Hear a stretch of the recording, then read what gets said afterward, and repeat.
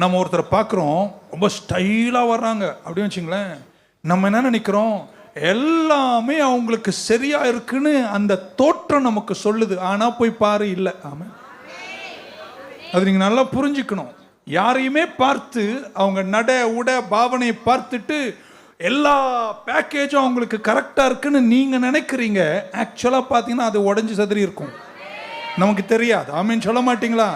யாருமே எல்லாமே சரியா இருப்பது இல்லை. அதனால யாரையும் நீங்க பார்த்து உங்க மதிப்பை நீங்க என்ன செய்யாதீங்க, குறைச்சிக்காதீங்க, ஏத்தவும் செய்யாதீங்க. அவங்களா பாருங்க, உங்களை நீங்களா ஏத்துக்கோங்க. உங்களை விசித்திர வினோதமாய் அழகாய் கர்த்தர் படைச்சிருக்கிறார். ஒரு அல்லே சொல்ல மாட்டீங்களா? ஹல்லேலூயா.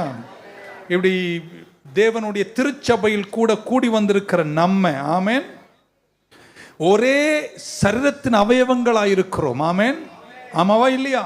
பவுல் அதை சொன்னார்.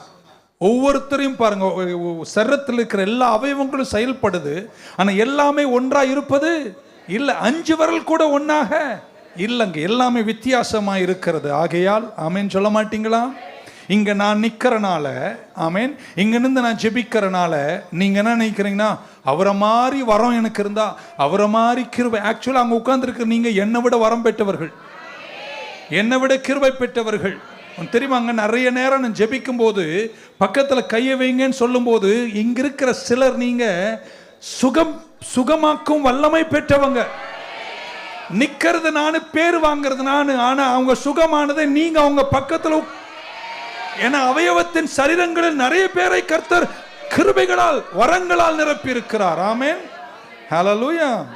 ஸோ யாருடைய ஈவுகளையும் கூட பார்த்து, அவங்களுக்கு கொடுத்திருக்கிற வரங்கள் திறமைகளை பார்த்து கூட நீங்க யாரும் உங்களை பிரமித்து கம்பேர் பண்ண வேண்டிய அவசியம் இல்லை. ஆமீன் சொல்ல மாட்டீங்களா? ஸ்பாட்லைட்ல ஒரு பர்சன் இருக்கிறார், அவர் ஸ்பாட்லைட்ல இருக்கிறாரு கிருபை. அதனால நீங்க அவங்களை விட யாரும் தாழ்ந்தவர்களே அல்ல, நீங்களும் வரம் பெற்றவர்களா இருக்கிறீர்கள்.